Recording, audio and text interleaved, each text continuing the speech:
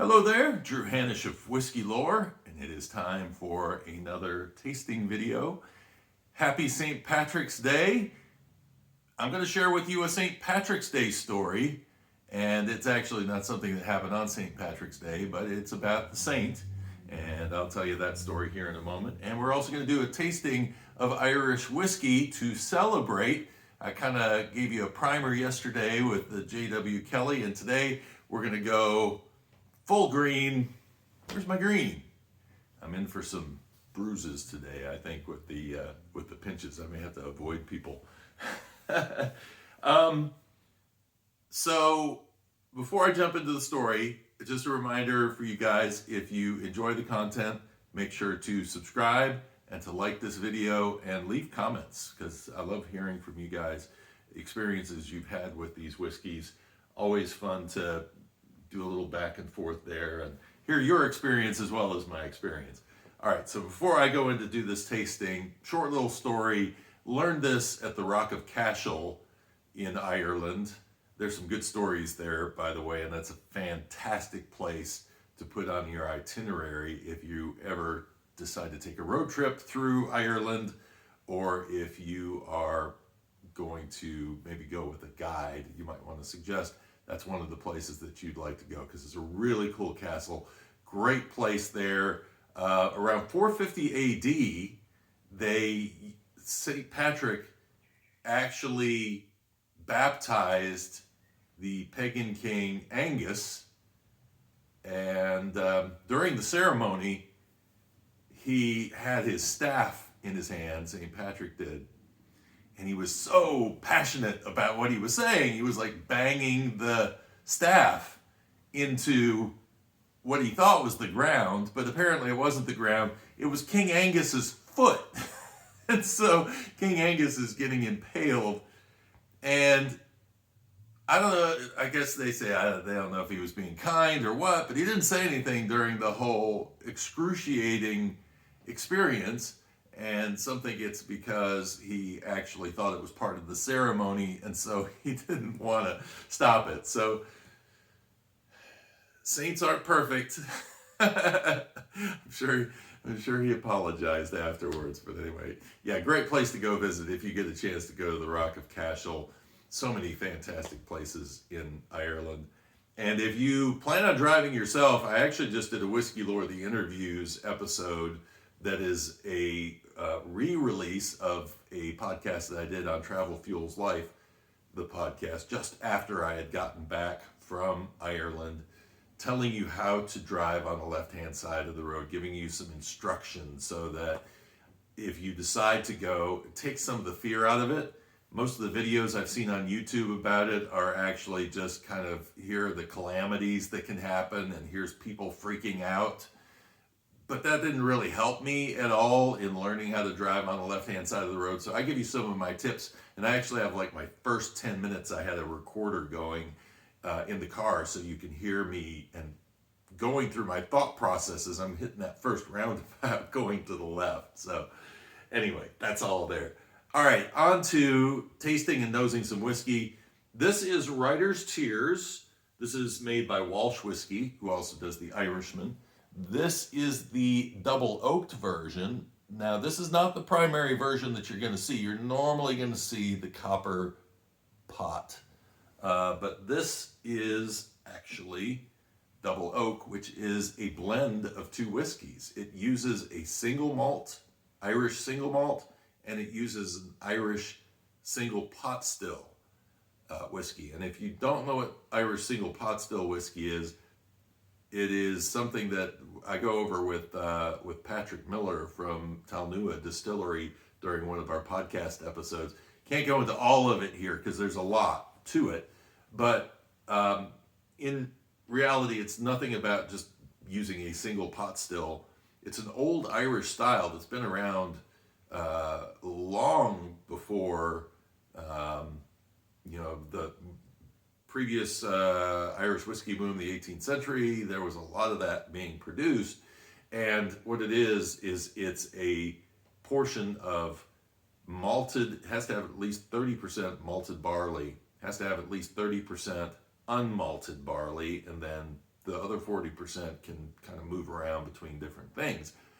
And it gives a very kind of grape nuts flavor to it, to the whiskey, and a pepperiness that comes through on the end. At least that's been my experience with any of the single pot stills that I've had. So we're going to see if I can taste any of those in this particular whiskey.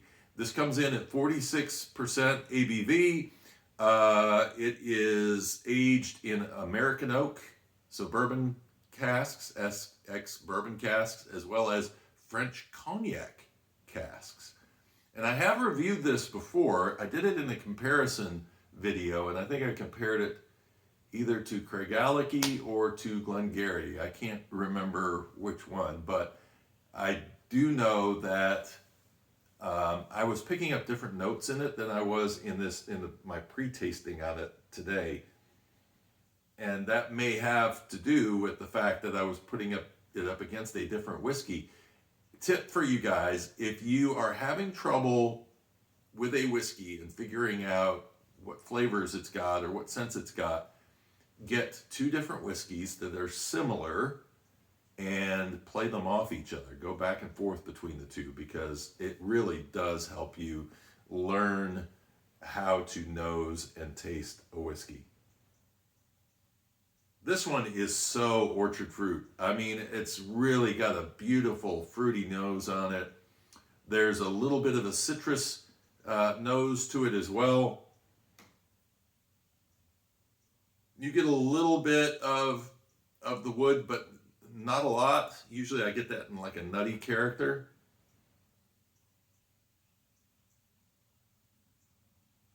And interesting, I'm going to find this out when I go to Ireland, but a lot of Irish whiskeys have sort of like this fuel smell. Sometimes I'll say it's like gasoline.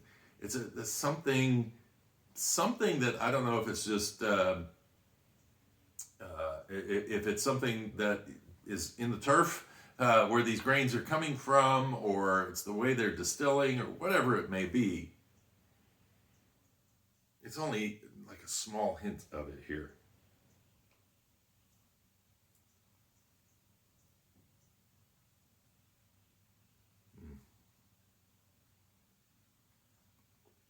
Beautiful mouthfeel. I love it when there's like this burst of flavor that hits you. Nice fruity orchard fruits, a little orange rind comes in there, and then the pepper from that single pot still starts to hit you on the back end. If you've had redbreast, that would be a good example, or any of the spots, the Irish spots.